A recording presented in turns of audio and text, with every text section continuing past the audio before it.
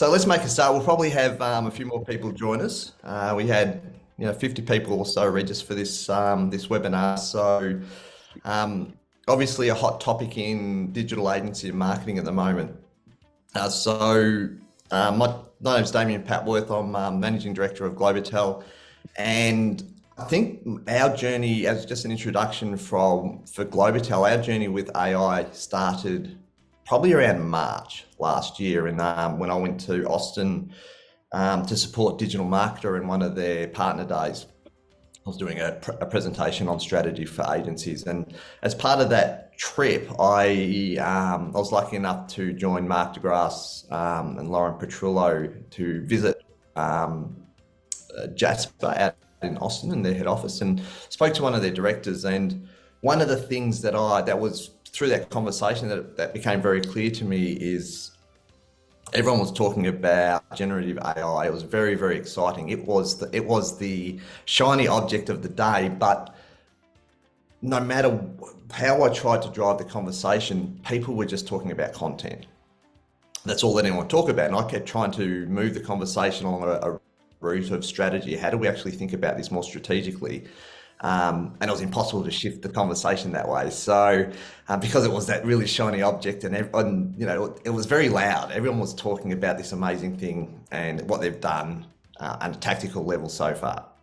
So when I came back to Australia to our office here, I sat down with our executive and said, well, let's think about this more strategically. How are we going to implement it into our business? How are we going to facilitate it for our agency clients?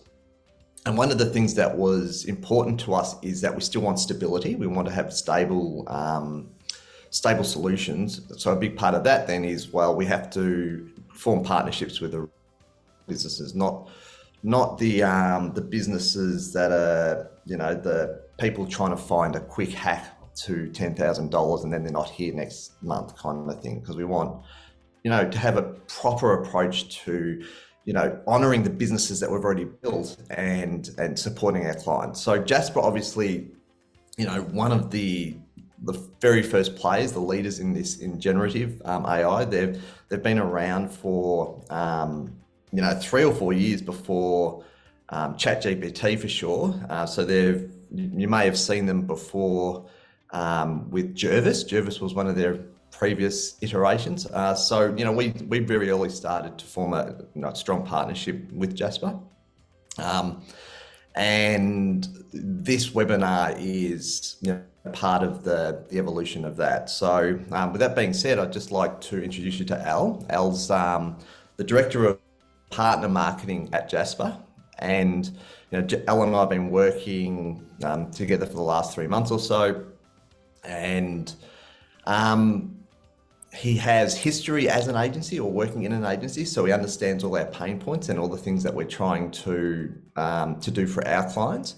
And there's a lot of experience in our industry. So with that being said, over to you, Al. Thanks. Thanks for the intro, Damien. Nice to meet everybody on here. Nice to meet everybody on here. Oh, I think it's slowing down just a tad. To us today, really appreciate it.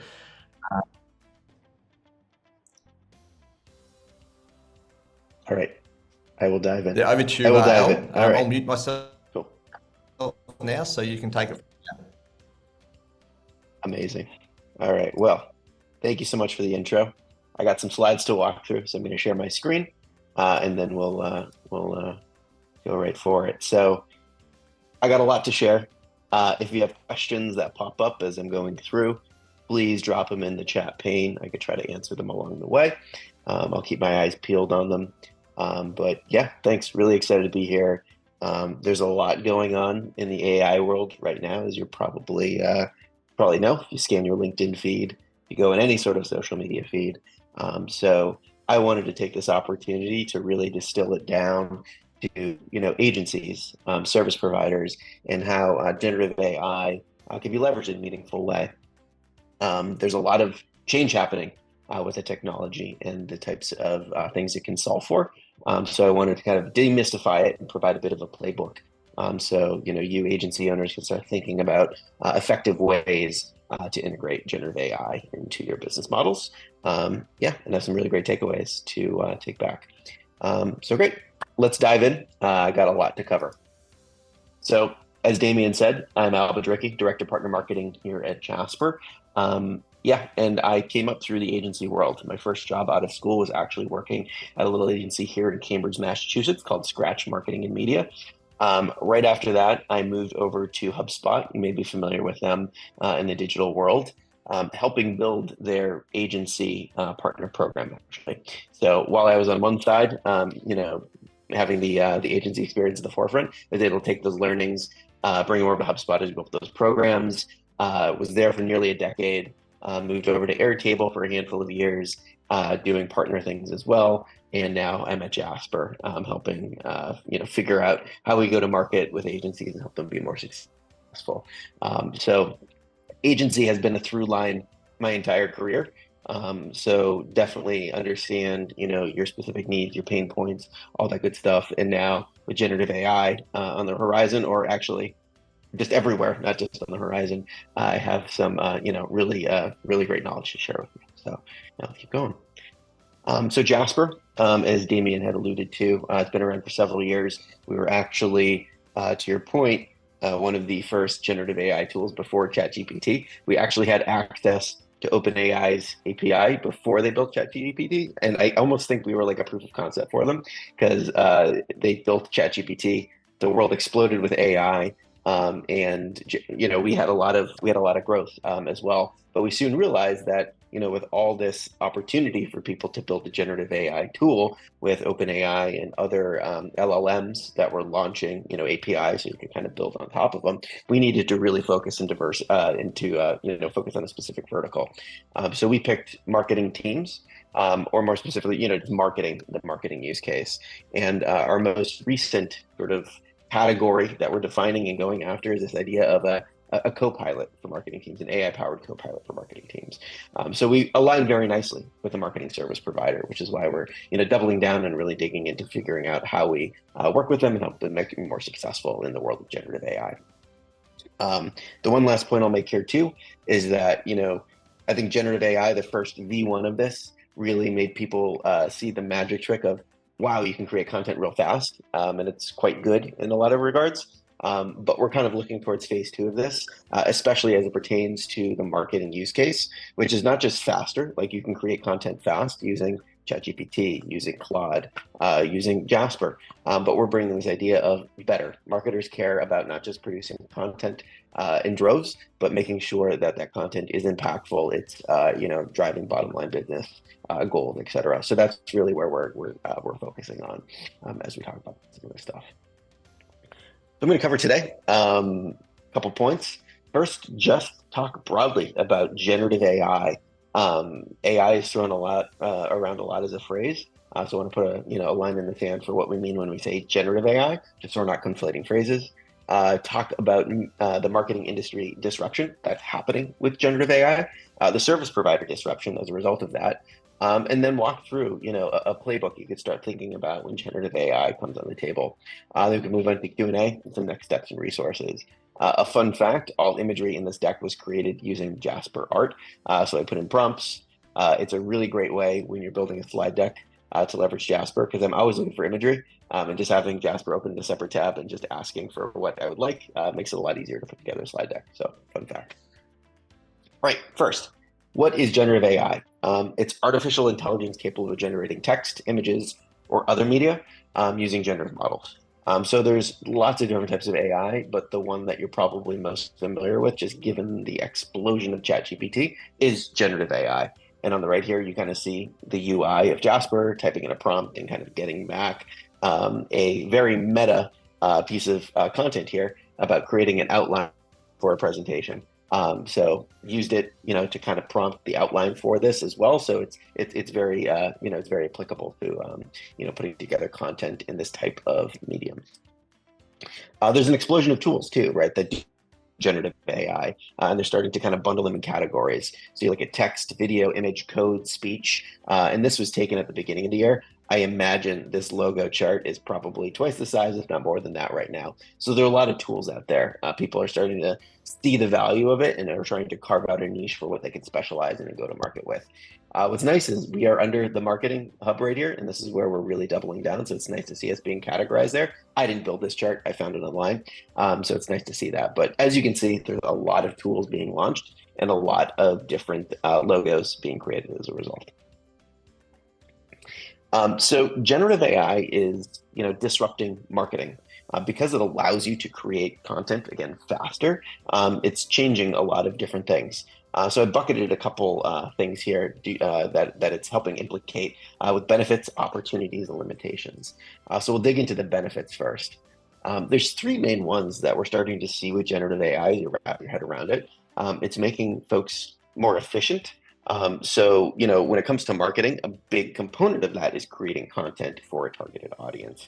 With generative AI, it helps you kind of get a leg up there. It helps you be more efficient. I created an outline for this presentation using Jasper to help guide it, which you saw in that GIF from the previous slide. And I also leveraged Jasper to help me create images. So I didn't have to do Google search or log into like a stock photo account and get approval from finance to actually buy the photos, and it cut down a lot of those things and made me more efficient in putting this together. It's helping marketers scale as well. Think about it. If you want to create more output for a campaign, et cetera, it helps you scale quite faster. So it's opening up the opportunity to scale. Consistency is another one, interestingly enough. And when I mean consistency, I mean it if you have multiple people using the same tool, like a Jasper, you can train it on tone, voice, and brand style guide. So when somebody puts in a prompt about a certain thing, it'll get back a very consistent piece of content because you can train the model on knowledge it should be using. So there's less time spent editing, fact checking, or like changing terminology. If you can train a tool like Jasper, it creates consistency across the board. So this comes to light, as you can kind of see where efficiency and scale take place when you look at content marketing today. Typically a lot of the time is spent on composition, just because that is the most manual phase. And if you look at this is just sort of our workflow that we've built here to kind of talk about content marketing. There's the ideation stage where you put together an idea based on strategy. There's research where you spend time researching a certain topic and making sure that you have points that are relevant to what you're trying to talk about. Then the composition phase, obviously, where you spend time actually writing the piece. Editing makes a lot of sense, and then distribution, where you take the piece of content to market. What's really interesting, and at first, the benefits of generative AI is it really helps you spread the effort around the different phases differently, because a lot of the heavy weight is taken off the composition phase. You could then reallocate time to ideation and research or other places where it was very much taken up by composition. So this is sort of just illustrating how generative AI is unlocking that scale and that efficiency across the board in a lot of different ways. And as such, there's opportunities. It reduces, overhead and costs in a lot of certain ways as you can use it. You can then reinvest that time elsewhere now that time is freed up. We'll talk about that a little bit later. And it can give you a competitive advantage. If you're leveraging generative AI in marketing and your competitors aren't, chances are, if you're a more efficient organization that can scale and, you can work with Globital and serve clients better, you're going to have a competitive advantage over some of your competitors. So it is something that is opening up a lot of opportunities for those that are leveraging it. It also comes with limitations, right? It's not the cure-all to marketing use cases or challenges that you have. Some of them are, you've probably heard about them, are hallucinations, security risks, and some sort of legislative challenges that you run into. So when we think about a hallucination, probably heard about this. It's when there's a false or misleading output generated by an AI tool. It can be a confident response by something like a ChatGPT, or even a Jasper if it's not trained completely. That does not seem to be justified by its training data. The better you can train a model, the more you can reduce hallucinations. But they are things that happen, and you have to be cognizant of, which means the human touch is still relevant when it comes to using an AI tool. It should not be used and then, just ignored the output. you should put the human touch on it as well. And an example here is, when asked about Microsoft's annual revenue in 2021, hallucinating AI chatbot falsely stated the figure is 10 billion when it should have been 168.1 billion. So there you go. It's like a case example right there, something not quite giving the accurate result that you need. Limitations and risks, moving forward and talking about some of the security risks. You might have heard about this in the news, but Samsung, some folks on staff there were using ChatGPT's free tool to plan out a product release that was coming up, and it leaked because some of the free tools train the larger models. You have to be cognizant of that, because any proprietary information, things like that, could get leaked. And you could be in hot water. So, thinking through that, the security risks that come with it could be an important thing to consider using the tools. Jasper is built on a secure platform. We actually pull in from multiple LLMs, including OpenAI, Anthropic, Cohere, and everything that is in Jasper is secure. So we don't train the larger models on it. So those are the things that you should probably look into if you're going to leverage an AI tool to talk about things that would be proprietary information that you would want to share. And then there's legislative things as well, right? We just published this post on our blog. You can see it right here. The American White House just had an AI executive order, key mandates and release timelines. So for those in the US, you can kind of go through there and see what it means for you in terms of regulation and integration of AI tools. Everyone's just kind of figuring this out. So it's something to keep in mind. Like, as these tools take off and develop, they're moving at a fast pace, and the government bodies and legislative powers are catching up to figure out what the right regulations need to be in place to make it work. So, just thinking through this, doing your research, doing your due diligence, especially as it pertains to certain regions of the world where, EMEA, carries more about like data privacy in some ways and has more legislation there as well. So, just thinking through those things is super important.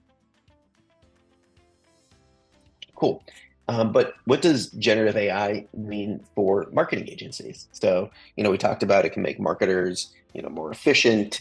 It could help them scale better. And obviously there's risks and concerns that come alongside it, but it's a little bit different for, marketing agencies or those, providing services to end clients. On one hand, generative AI can help you spend, less time delivering work to clients. But, if your agency uses a time-based pricing model, that might need to change, right? Generative AI can help your team become more efficient, but you need to make sure your team is adequately upskilled and bought in. And generative AI can help drive impactful results for you and your clients. But how do you ensure clients are fully bought into your usage and policies regarding AI? So there's a lot of things to juggle. And everybody works differently with clients here. Working with Globital, some of these things may be relevant, some maybe not. But I think the truth of the matter here is it changes fundamentally what that service delivery model looks like. So, thinking through critically and understanding what that looks like is super important. So let's dig in to a playbook for marketing agencies. And as a reminder here, like, this is just strategic conceptual thinking. It's going to be a little bit different for everyone. Damien and the crew there are doing a really good job building packages to integrate AI-powered marketing services for you as well. So this is to serve as sort of like a guiding framework that you can kind of think through as you leverage generative AI for clients. So the playbook, I broke it down into a couple of different pieces. The first phase is to talk about learning quickly and educating, yourselves on generative AI and what you need to do in order to be equipped to serve it best. Building client trust through transparency, regardless of how it's being used. We really are strong proponents of leading through transparency. It builds and maintains client trust. Defining AI-powered versus human-led service components. This is a biggie. I think, the lines are blurred right now in terms of, where AI can kind of take over and where human-led components still need to shine through. So thinking through some of those things is important. Pricing is a thing to think through as well. Building and positioning AI-powered service packages. And then, just getting started. One client, one tool, refine and scale. And then lastly, just reinvesting time. What you can do with the calories that are freed up through AI powered services, and sort of the bandwidth that you can get back when a generative AI tool is leveraged.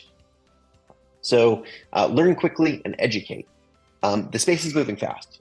There's no doubt about it. You probably see a new tool, a new terminology, a new development happening in the AI world, probably hourly, honestly, if you were to log into LinkedIn. But I think one thing to think about is like, your clients probably aren't moving that fast. And there's a lot of value in demystifying AI and really breaking it down on how it's going to help them succeed. And this can be translated in, to service offerings, right? Like them being educated and learning best is going to probably open up the door for more value for you to provide. There's tons of free tools out there and resources to get up to speed. The one thing, I recommend here, as I mentioned before, is just be mindful of the free tools you would use, especially, if you're experimenting or trialing it on behalf of a client, just given, their tendency to feed and train the larger model. So just being cognizant of that if you're going to be using a free resource or a tool.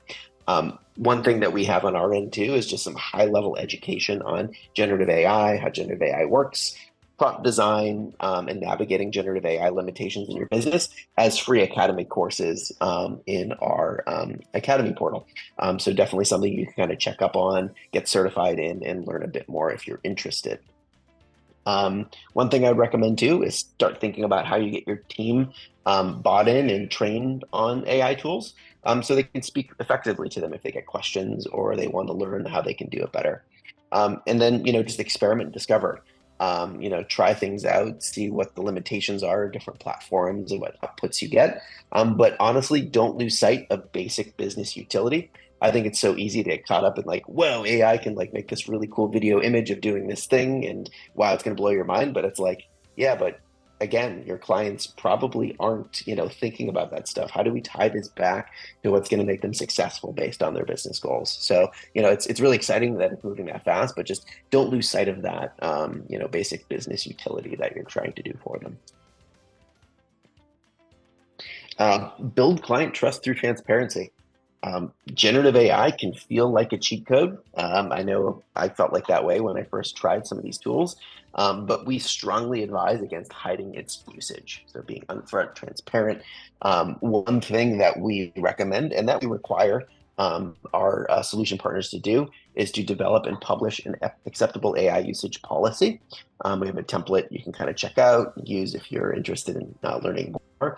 But that is by far and away probably the best way, especially in these early days when AI is still being figured out, to showcase your stance on it and how you use it. Building and maintaining that client trust is super important. So while it may be tempting to be like, hey, I can use this and not let my clients know about it because I can make more money because of it, it's best to be transparent and have a good point of view on how you use it and how you're driving success for them. And we can say like, transparency can help dispel myths about AI. I think there's a lot of disinformation out there about what it can and can't do, what it's going to replace, how it's going to replace. But being very transparent and upfront can help dispel these myths and really create value with your clients. Use transparency to set expectations of what it can and can't do. I think there's a lot of folks out there that are buying into some of the headlines that AI can do X, Y, Z when probably can't. You still need humans to bring creativity and ideas to the table to tie it to real business strategy and outputs. So being able to create that delineation and set those expectations is super important. And then use transparency to beat the competition. Being transparent upfront about it is the right way to go, in our opinions. And that's really going to help you win in the long run, especially against the competition who's either A, not adopting AI tools because they're like, we'll wait and see, or B, they're kind of withholding the fact that they're using AI tools from their clients. And that could, erode client trust in the long term. I've heard some horror stories of people who got let go from companies because they were using AI tools and not letting their superiors know, or they got fired from a client they were working for because of that as well. So transparency is always the best way to go, and especially in these early days. Here's an example of one of the partners that we've been working with, who has a generative AI acceptable usage policy on their website. Their name's Impulse Creative. You can go check them out. They have this pretty much broadcast on their website, so it kind of shows you how they think about it and what their stance and policies are on it. So another step here to do or start to think about is, because AI, can do a lot of what we weren't used to in the past. It's really important to create sort of an understanding of, what are the AI powered components of a service offering versus what are the human led ones. And Damien, I know you and I connected, and the services that you offer, you thought deeply about, what this delineation is and where AI comes in versus human led. So this is just generally like how you should position your frame of mind when you work with clients or talk with them. What I recommend doing here is, if you have a service offering that you're bringing to a client, you could start to think through, what are the stages of that? And if you remember that slide before where I walked you through the content marketing workflow of ideation, research, composition, as an example, you could start to see where, here would be the AI powered components, and here would be the human led components of that particular phase. So you could start to think through, one, when you would want to, talk to a client or think about how a team would deliver these services, where an AI tool could kind of power that component, versus when, hey, there's a human-led aspect of this that we want to make sure, gets called out and is obviously not replaced by AI, because that will then let you be able to position and talk about these services better in subsequent steps. So this is just sort of an example. Obviously everybody has different ways of building and positioning client services, and I'm sure at Globital you have a specific framework, but this is just a helpful way to start thinking about it, so you can start to talk about and position these even better. And Damien, you and I chatted about this as well. In a traditional model of the teams doing all the work, you probably had a set way of charging clients for it. I think a way to look at it is, now that AI is part of the picture, you can start to get a little bit creative in terms of human-led pricing versus AI-powered services. Human-led obviously take more time, take more effort, and it's things that are irreplaceable by AI. So these would obviously be a bit more of a premium in terms of how you would deliver to clients. The AI-powered ones, on the other hand, are ones that can be moved quickly. You could use the tool as a solution to help you get there. And those are ones where, you could charge a little bit less because they take less time and effort. We're really relying on a generative AI tool. The only thing that you would just want to think about here too is, if you're using a tool as part of that, you'd want to factor that in as well, to how you would charge for it. So just a way to think about it. And then you could start to think through how these sort of offerings would come to light. 100% human-led service, could be your premium or your highest package. Obviously, speed and outputs would be different here. Speed would take longer. Outputs would be entirely human crafted, so obviously they would be top notch. A middle package of a 50% AI powered versus the 50% human led one. Kind of the middle. This is like a Goldilocks analogy, if you will. And then a 75% AI powered versus a 25% human led one, where it's kind of the opposite of the 100% one. I caution against thinking about doing a 100% AI powered one, as you can see, where you need to go in and scan for hallucinations, think about how the human led components come to light, and add more polish on it as well. So yeah, these are just kind of general guidelines on how to think about it, so you can start feeling out how AI fits into service offerings and how they're going to be positioned actively.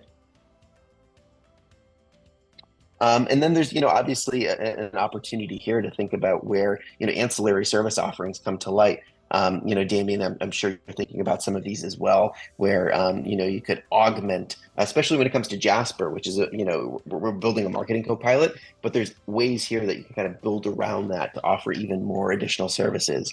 AI training and workshops around education. That one's huge. Even this is like sort of like a workshop, right, where we're sitting down and educating and talking about it. And clients need the same sort of delivery as well, as they're getting used to these tools and how they can start leveraging them. AI change management, I think that's a big one as well. It's easy enough to say, yeah, our organization is going to use an AI tool, but it's an entirely different thing to figure out in terms of how teams need to leverage it, how they need to be upskilled, how their roles and responsibilities might change when an AI tool comes into the picture. So definitely something that we see a huge benefit in terms of offering from the services side. Brand strategy and style guide creation. This one especially pertains to Jasper, where you get the most out of it, the more you can train the tool on a specific client's style guide or brand knowledge, so it can have better outputs based on how that company talks or conveys information to its audiences. AI model training and optimization, another one as well. I think the models are only as good as is how you train them and educate them. I would almost consider this as like an analogous thing to like a website. If you were to build a website for a client, you don't build it and then it's done. It's something that needs constant optimization, things that need to be tweaked, and it's an ongoing and breathing entity. Same thing I could say here for like an AI marketing co-pilot like Jasper. Needs to be optimized over time as the business evolves, the strategy changes, and it's definitely something a service provider can do. Technical integration services as well. There's a lot of technical aspects of some of these platforms where you might need to integrate into a client's tech stack, etc. So there's definitely a lot here, and a peanut butter and jelly sandwich just to tie the analogy together at the end. And then the last thing I kind of recommend here is, keep it simple when you're doing some of this as well. When you're thinking about it, one client, one tool, refine it and scale. Select an AI tool based on whatever the client needs are. Think through what that might be and how the service offerings would wrap around that.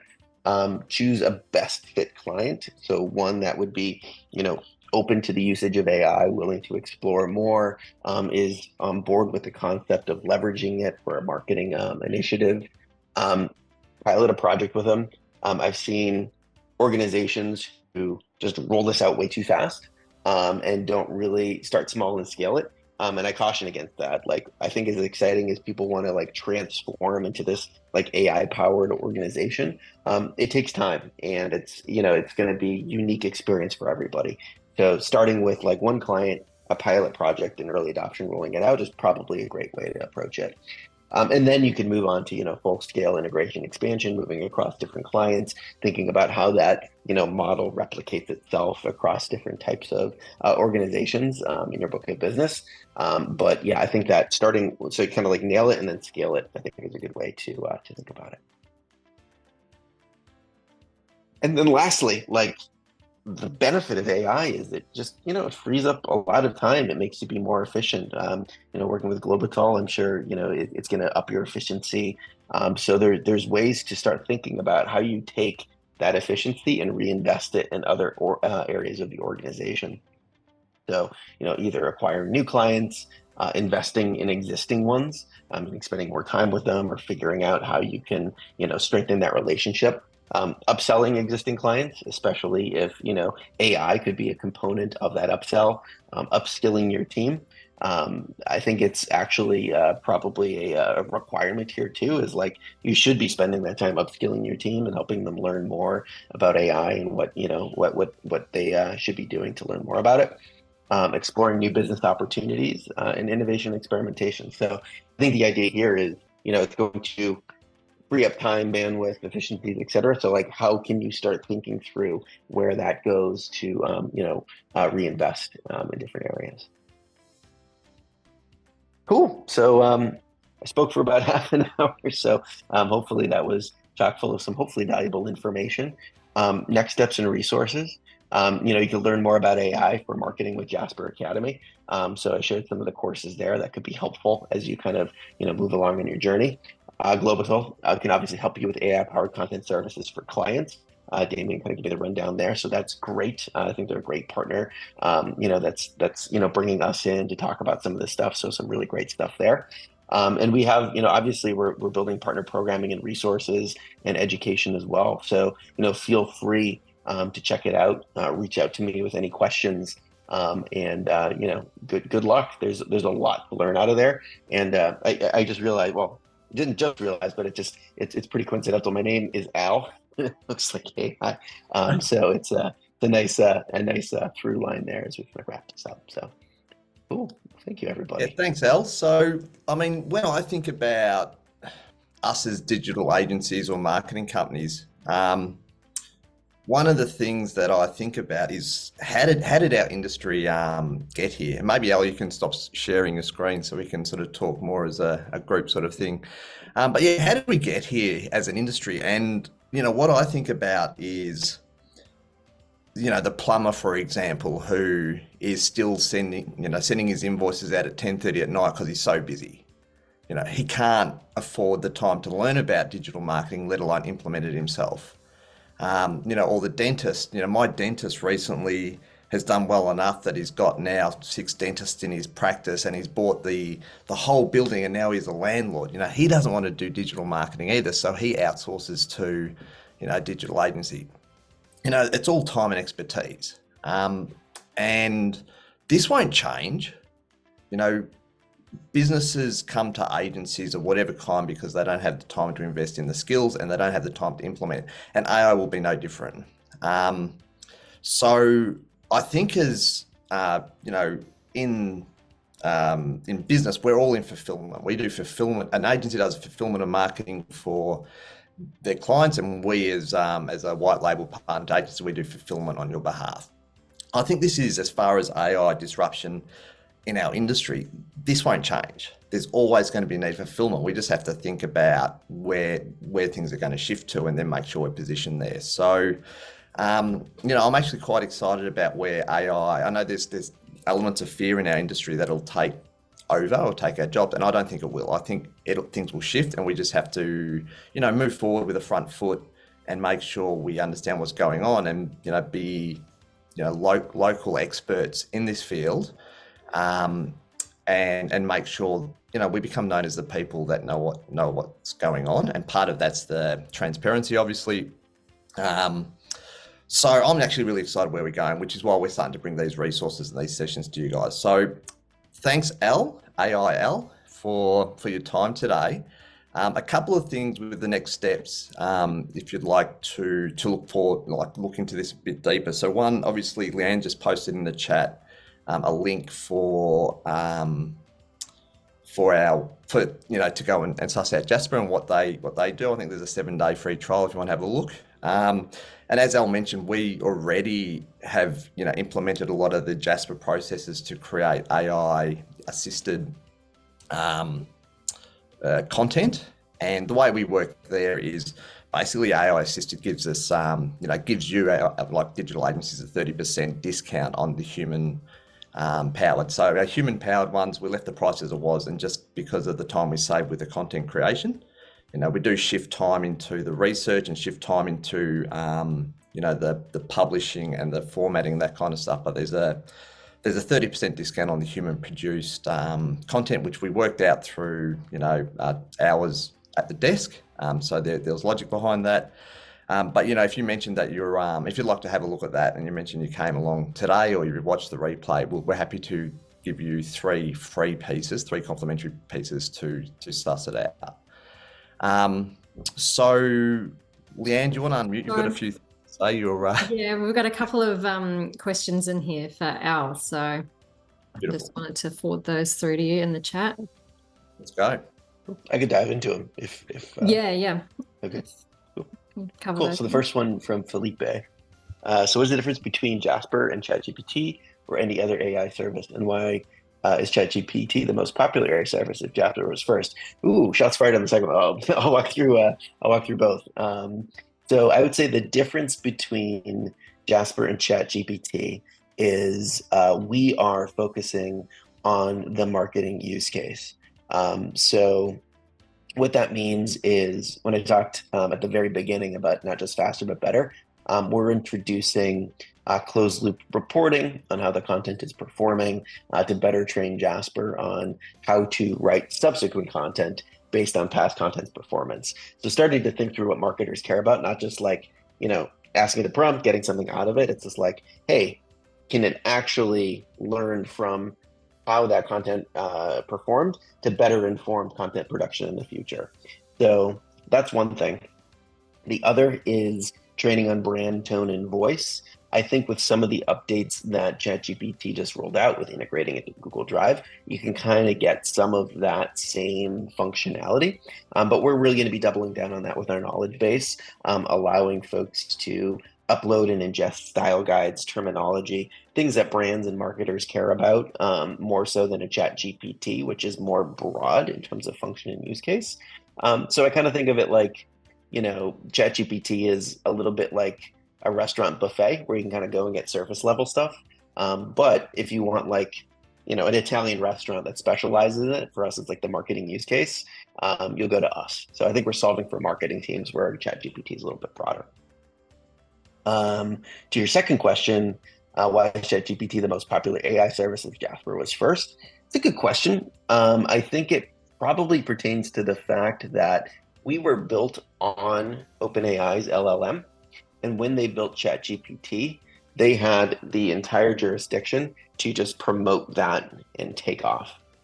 Lightning struck, rising tide raises all ships, and we were actually fortunate to be a part of that crew that took off because of it. But it also led us to the fact that hey, we need to specialize and ensure that we are focused on a specific function if we want to exist here and to be able to serve customers well. So I think the reason there is, it was a broad consumer use case. We rode that wave pretty well, but now we're really doubling down on a specific function use case in marketing and solving for that. So I think that's pretty much why. Also, they had a lot of funding, which definitely helps when you're promoting a tool and getting adoption. So, cool. Thoughts on the latest ChatGPT update? This one's from Tom Hall-Taylor. Can Jasper AI train specific models and as much information as the new update of GPT-4? So one distinction to think about is ChatGPT is built on OpenAI, and that's the only LLM, large language model, that feeds into ChatGPT. We are built on not just OpenAI's LLM, but Anthropic, Cohere, Google's Vertex engine. So we pull in multiple large language models. So there's a distinction there as well. That helps us, promote stability of our platform. 2 days ago, I think OpenAI went down and ChatGPT was kaput for several hours. For us, that was no problem. We just toggled in Anthropic or another LLM and we could still have systems up and going. So it helps with stability. We train Jasper, which is on top of the LLMs. So in such a way, we are very analogous to building a GPT, which OpenAI announced last week, and you could train it. I think the distinction for us is we are built on multiple LLMs. You train Jasper on top of it, and we are building more of a platform interface, whereas the GPTs you could build are all built on OpenAI in their UI as well. That could change. That's where it kind of stands right now, but I would kind of think of us as more of a enterprise marketing solution, whereas GPTs and ChatGPTs are more consumer based for now in terms of providing value to end customers. So that's my take. Hopefully that was helpful. If anybody has follow-up questions, please let me know. So are there any other questions, guys? Looking good? All right, cool. So I guess from here, if you wanted to have a look at Jasper and 7-day free trial, that's the first link Leanne put up. If you want to talk to us about trying complimentary 3 pieces of the AI fulfillment in copywriting that we offer, that's the second link. The only other thing we've got too is obviously this is a discussion which we all want to explore. That's why we're here. We created back in sort of March, April, a LinkedIn group for digital agencies to discuss AI. So it's called the AI Powered Digital Agency, and Leanne's just put the link there too. So that's, welcome to join that. And, when things change, when topics come up, when legislation starts getting into place, all that kind of stuff, it's a really good little forum there that's specific for the digital agency industry that we get to talk about and thrash through those conversations. And we're very, very particular who we let in. We only let digital agency people in. We don't let anyone else.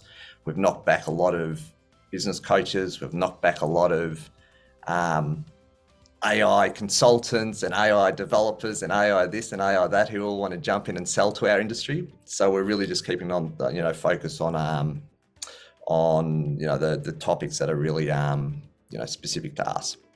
Oh, Tom had one question. I can answer it real quick. Yep.